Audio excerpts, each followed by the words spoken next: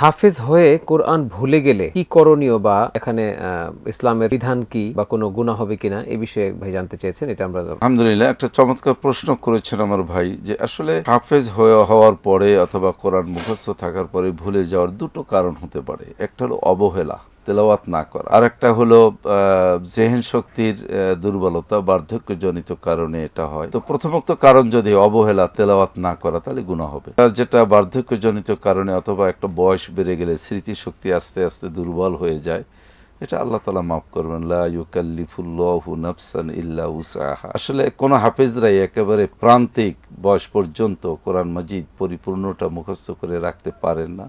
বয়সের ভারে একটা সময় আস্তে আস্তে তার স্মৃতি ভ্রম হয়, ভুলে যান, এটা আল্লাহ মাফ করবেন।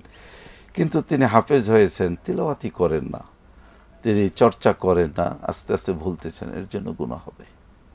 আমাদের দেখি যে অসংখ্য হাফেজ আছে যারা মানে হিফজ করেছেন ছোট সময়, কিন্তু আস্তে আস্তে কাজের প্রেসারে পড়ে যান বা পরিবারের প্রেসারে পড়ে যান, আস্তে আস্তে অন্যদিকে কর্মমুখী হয়ে গেলে, মানে যদি ইসলামিক কোনো ওয়েতে সে জব না করে বা কোনো মাদ্রাসা কেন্দ্রিক খেদমতে না থাকে, মসজিদ কেন্দ্রিক খেদমতে না থাকে, তাহলে তার অটোমেটিকই সে ভুলতে থাকে।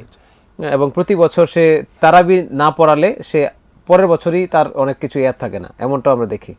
তো এই ক্ষেত্রে তারা মানে হিপস হওয়ার আগে এই বিষয়গুলো ভাবা, হিপস করার আগেই ভাবা উচিত কিনা, যে আমি আসলে কতটুকু ধরে রাখতে পারবো, বাবা মায়ের উচিত কিনা গাজী আনাস ভাই, যে আসলে দ্বীনি দাওয়া কার্যক্রম, তাবলীগের সাথ, মাদ্রাসা, মসজিদ, খানকা, দরবার এবং ইমামাত, খেতাবাতের এই জগৎ ছেড়ে যারা হাফেজ হওয়ার পরে ইন জেনারেলি দুনিয়ার অন্যান্য সাধারণ পেশার সাথে মিশে যান, তাদের ইয়াদ ধরে রাখাটা ব্যক্তিগত একান্ত প্রচেষ্টা বই অন্য কোনোভাবেই সম্ভব না।